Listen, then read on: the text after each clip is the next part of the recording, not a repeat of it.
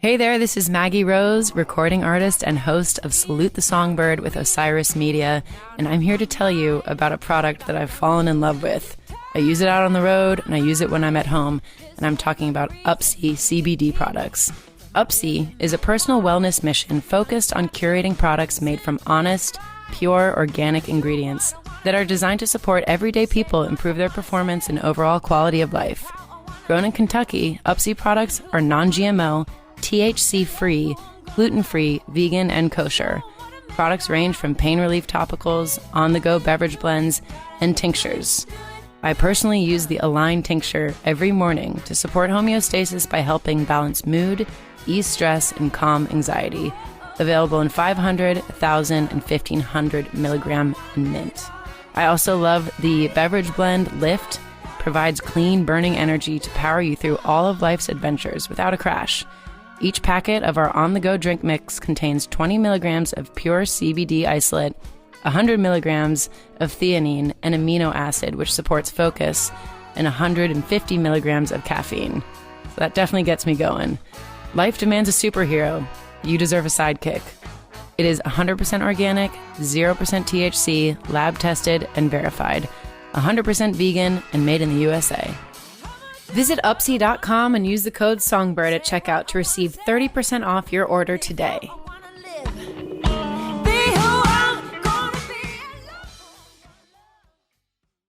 Hey there, thanks for listening to Osiris Podcasts. We want to make your experience as a fan even better, and to help us do that, we would love your input in our 2022 audience survey. It'll only take you a few minutes, and by completing it, you can enter to win a $250 Amazon gift card. Visit osirispod.com/survey to take the survey and help us keep on growing and improving. That's osirispod.com/survey. Thank you so much for your support. Osiris. That was like a really big lesson the last 2 years, especially writing Note to Self was like, what do I want out of the next 2 years? And who am I? And checking in with myself and realized I hadn't done that in a while. Right. Because I love going out so much and because I love being an active part of Nashville's community. So yeah, it was a necessary inward journey. Hi, this is Maggie Rose. You're listening to Salute the Songbird on Osiris Media. Salute the Songbird is a platform for women in music to share their stories and let their voices be heard. And everyone has a seat at the table.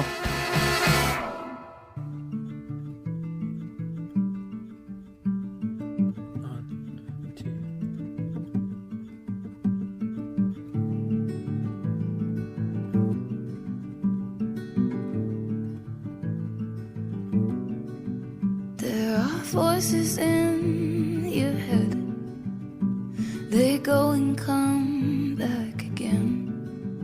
All the years of middlemen start to pile. You are perfect, you are fair. Think that's why I've kept you there. In no room safe from despair. Inner child. Now the older I get, the harder it is to hear what you've been saying. Thought I was guarding your heart, turns out I was the one doing the breaking. And I'm sorry I couldn't tell. Note to self.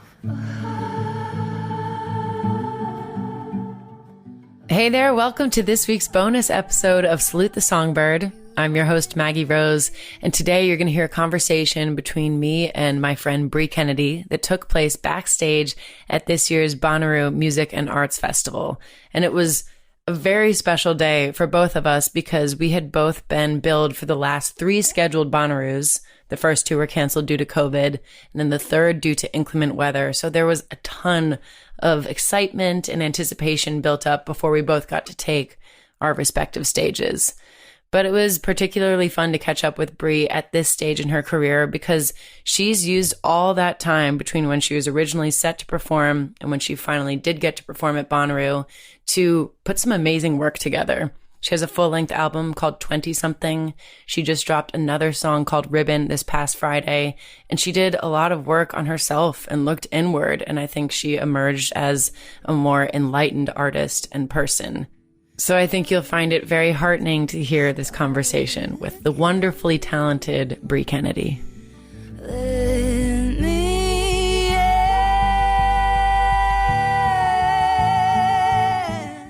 Hey guys, I'm backstage at Bonnaroo with one of my favorite people ever, Miss Bre Kennedy, who's playing today. She also is going to be playing songs from her new album, Note to Self. She has a new version of her amazing song, 20-something, coming out next week. Next week. All right, how do you feel being here? I feel, it's surreal. It definitely feels like it's been a little too long to be back here on the farm. So you've been scheduled to play here the last 3 times that Bonnaroo was supposed to occur. Yeah. And even though it's only been 2 years, when I was playing yesterday during both of my sets, I was like, I've been waiting 3 years because it just feels forever. Like it's been an eternity. Yeah. I was supposed to play last year as well. And then, we all go through the heartbreak of what COVID did to the touring industry. And then to have it be rescheduled, everyone's coming in from all over the world to play. And it's canceled because of rain.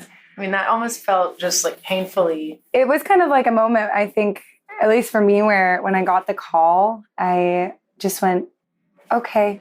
Like, I was just so numb. Yeah. I was just kind of expecting, it was that era of expecting bad news a little bit. Yes. I think we all became a little too accustomed to receiving bad news. And there's this self-preservation thing or the self-defense thing that we do after pattern has maybe staked. I have said self-preservation so much in the last year. I'm like, I've been trying to push through that wall of it because mine's really good after the last 3 years. Like, I didn't cry for a whole year last year. Yeah. I could see the saddest movie in the world and nothing came out. But and for someone who's such an empath, you are, for people watching and listening, we have a friendship and we've been able to connect. But even when we first were getting to know each other in the writing room, you were someone who I was immediately able to just penetrate that wall, and we got right to the good stuff right away. Yeah. So for you to say something like that about, not being able to emote or be in touch with your feelings, that's pretty crazy. It was wild. It was really hard, dry spell, and I found myself like, even writing wise, being like picking my guitar up less and less. And it was after I wrote Note to Self, so I think my cup was already a little empty. But I slowly started getting back in touch with myself, and I went to Costa Rica for like 9 days, and it was all about crying. The whole thing was like a vulnerability boot camp, basically, and it really broke down those walls again and brought out a lot of the raw things that I used to just let kind of fall out. So yeah, I don't know about you. I definitely feel like I'm coming back into myself. I felt like I was wearing old clothes for the last few years. Yeah. And like walking around in them and being like, I know I've worn these before, but I don't feel like myself in them. And yeah, I just feel the most myself that I have in the last 3 years. Well, that makes me really happy. To me, and I think to so many people, the perception is that you are kind of experiencing this reemergence. You did that huge tour with our friend Joy Lodica. Yeah. You released this beautiful project. Yeah. You're even reimagining some of these songs and playing Bonnaroo finally. I mean, I think it feels like you did all this work over the last couple of years to be able to meet this moment that you're in right now and get reacquainted with your audience that loves you so much. And I think introspection, when you are someone as connected with your community as you are, being forced to look inward can be kind of painful but necessary process. Yeah, and I think, we both have the luxury of frequenting our favorite bars in Nashville and being able to go run into all of our friends all the time. And I think sometimes, like going out and doing that, I come home to myself and I go, I've just only wanted to love on my friends and my community. How is Bre feeling today? And that was like a really big lesson the last 2 years, especially writing Note to Self was like diving into being like, what do I want out of the next 2 years? And who am I? And checking in with myself and realized I hadn't done that in a while. Right. Because I love going out so much and because I love being an active part of Nashville's community. So yeah, it was a necessary inward journey. I need a little time to myself, light a candle, just until I get a handle on it. When I'm looking at an empty cup, yeah, you know I gotta fill it up. By myself on a bad day, no better time to get the champagne poppin'. If I'm gonna fill myself with love, yeah, you know I gotta fill it up. Fill it up, fill it up, fill it up. I wish early on in my career, when I was just kind of so wrapped up in doing things the way that I was told they were done, that I had taken a forced pause to examine what I was being influenced by and the things I was being told to do. And you can really just kind of have autonomy and know that these decisions are coming from you, and then your music will reflect that as well. Yeah, and I appreciate that. The top of the year, it definitely felt like, okay, you can smell the like opportunity in the air again, like for growth. I think like the year before last, it was kind of like, we don't know if things are open yet. And then it felt like, how am I going to start this year? What intention am I going to use to propel my creativity? Because it was kind of lacking in December. And I signed with my label and they needed, new music. And I was like, I'm going to go somewhere and throw a backpack on with my journal in it. And I'm going to bring my guitar and I'm just going to force myself to be on the grind and write songs the way I used to before I lived in Nashville. Right. I put myself in a really uncomfortable situation and sleep on my friend Jenna's couch. And it turned out to make me put myself in the center every day, as opposed to like branch out and be like all, try to fit in old clothes and try to recreate what Nashville's community was before. Like I had to find my own footing again and then came back to Nashville and it was like this new air and it's really exciting. I think it's so beautiful how you can break everything down and sleep on your friend's couch, take away all the armor that we have. And what remains is still you, Bree, who wants to make music and connect with people. So how will you connect with your audience today? I just got chills actually, maybe because it's air conditioned, but also I have deja vu with you saying that because I've been thinking about being able to do this for so long that, and now there's a beautiful Kenny G moment behind us. I know, is that a French horn? It's a French These horn. are the angels welcoming you back to Bonnaroo. It's so good. No, but I guess for, the 3 years I was always imagining what the set would be like. And now I have a whole album on top of the catalog I had before. So it's a very different world. It's a very different world. I feel like a very different, more evolved version of me. And so, I hope to connect with listeners that maybe had planned on coming out the last 2 years and have been able to sit with my music during the time in which we won't speak of. And then Voldemort. Yeah, we won't speak of it.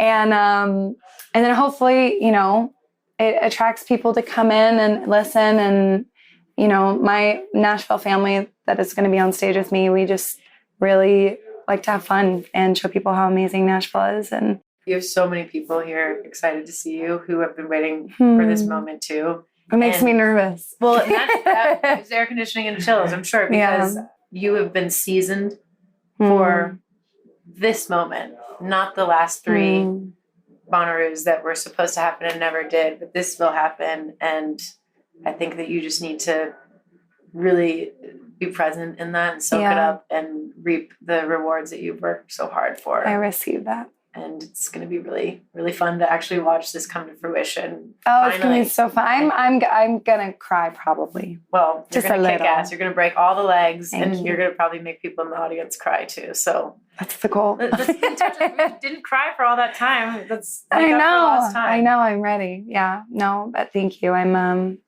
so excited and very thankful for you having me and what you do. I love you. Well, that's a wrap. I hope you enjoyed my conversation with Bre Kennedy in this bonus episode of Salute the Songbird. Make sure to give Bre a follow on all of her socials at I am Bre Kennedy. Go download her new album, 20 Something, and her new single, Ribbon, that just dropped this past Friday. Bree's also been announcing a ton of tour dates, so keep an eye out for those. I can confirm that she is totally mesmerizing live, and her performance at Bonnaroo was wonderful. To keep up with my music, my tour dates, and my socials, follow me at I am Maggie Rose. And for exclusive Salute the Songbird content, live stream concerts, and more, join my With the Band family. And you can get all of my tour dates at www.maggierosemusic.com. I hope to see you guys out there. We still have a lot of dates on our summer tour left. And to close out the show, here's 20 Something, the title track from Bre Kennedy's new album. Salute the Songbird is brought to you by Osiris Media, hosted by Maggie Rose, produced by Austin Marshall, Maggie Rose, and Kirsten Cluthy, with production assistance from Grace Romer and Kip Young. Edited by Justin Thomas of Revoice Media. Music by Maggie Rose, show logo by Premier Music Group, graphics by Catherine Boyles and Mark Dowd. Had my first kiss at the corner bar. Fell in love with a stranger in the dark. Another scar to put on my sleeve. Swear to God I feel everything. It's not enough, so I had to crash my car. Stop traffic on Mulholland Drive. Didn't know that I just needed to cry. Learning how to navigate, what to give and what to take. I did the dumbest shit just to feel alive. Yeah, it's all or nothing, 20-something. I'm just trying to get it right. No, I won't back down, but I'm blackout scared. I'm running out of time.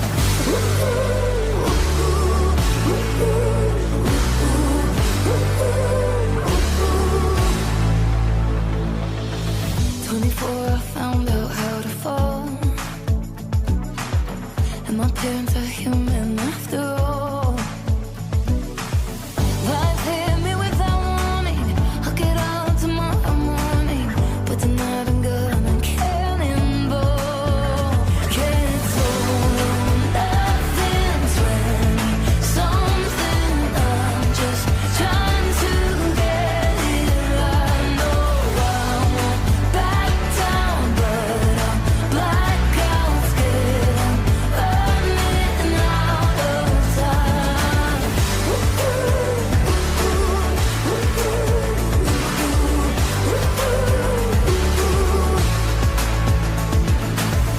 Every day I get a little bit better. Every day I get a little bit better. No, nothing's gonna last forever. No, oh. Every day I get a little bit better. Oh, it's now or never. No, nothing's gonna last forever. No, oh, yeah, it's all or nothing. I'm 20-something. Yeah, it's all or nothing, 20-something. I'm just trying to get it right. This roller coaster, getting older, scared. I'm running out of time.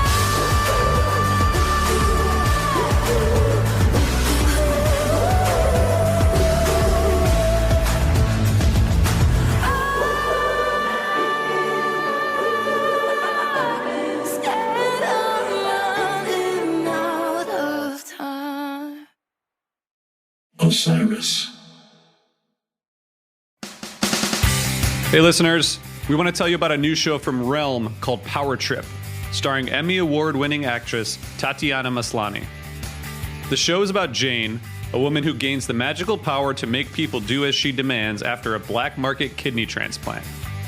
The show brings Grammy Award-winning musician and icon Lisa Loeb as Jane's lovable mom, and Brendan Hines as Jane's blind date, Bruce. For fans of shows like Fleabag and Russian Doll, you'll really like this. We follow these compelling, messy, complex characters in this tale of magic, chronic illness, and romance. You're going to want to check this out. You can learn more about Power Trip at realm.fm, REALM.fm, and listen and subscribe wherever you get your podcasts. Thank you.